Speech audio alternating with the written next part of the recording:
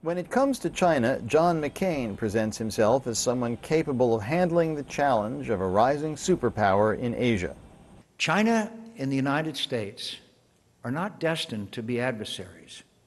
We have numerous overlapping interests and hope to see our relationship evolve in a manner that benefits both countries and, in turn, the Asia-Pacific region and the world.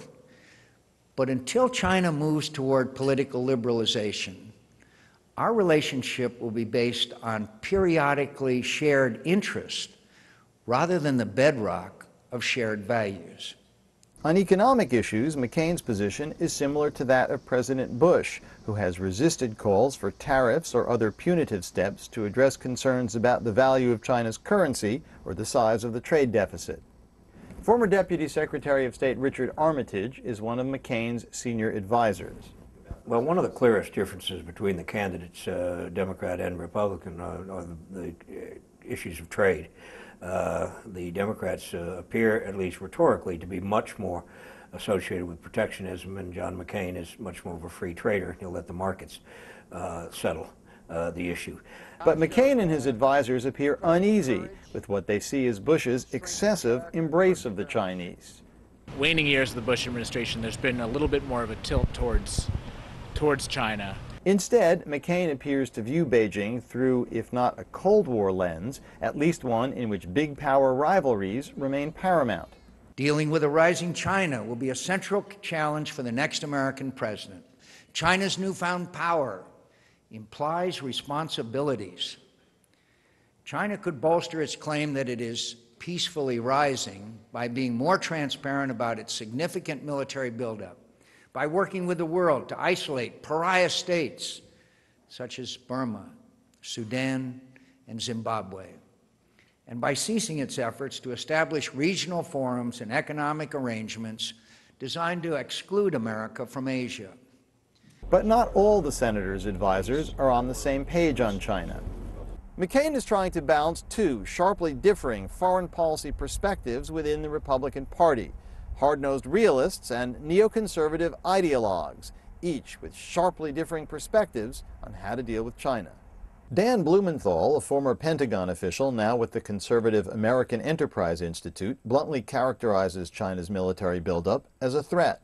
I think it's emerging as a major military rival. It certainly has the potential, the most potential, more potential than any other country. In terms of being able to keep the peace and making sure China resists the temptation to use force or use aggression to avoid conflict, I think it's important that we invest more in our naval and air presence throughout the region. So again, the Chinese know we're there. Others see Beijing's buildup in much less alarmist terms. To an extent, it's understandable, but as they are not fully transparent, yet there are always questions that arise. Obviously, we continue to urge more transparency. We try to increase the dialogue with China to make sure that we understand each other as well as possible. But in part because of wariness over Chinese intentions, the McCain campaign has emphasized strengthening Washington's alliances in Asia. Dealing with China really means shaping the region, shaping the environment around China. So I think Senator McCain has talked at length about what we need to improve our alliances, the U.S.-Japan alliance, the U.S.-South Korea alliance. While the campaign supports Taiwan's new thaw with Beijing, key McCain advisors have urged a strengthening of U.S. ties with Taipei, including stepped-up arms sales to the Taiwan military. And they call for greater American pressure on the issue of human rights in China.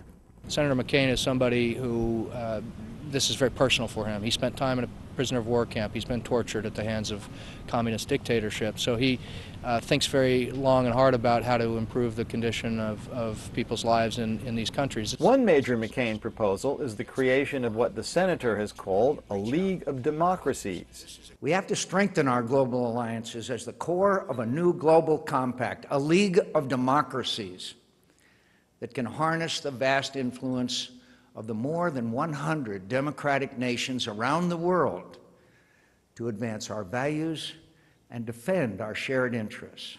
Some analysts worry that to Chinese leaders, the notion of the U.S. getting together with Japan, Australia, South Korea, and India in a new security arrangement may look suspiciously like containment.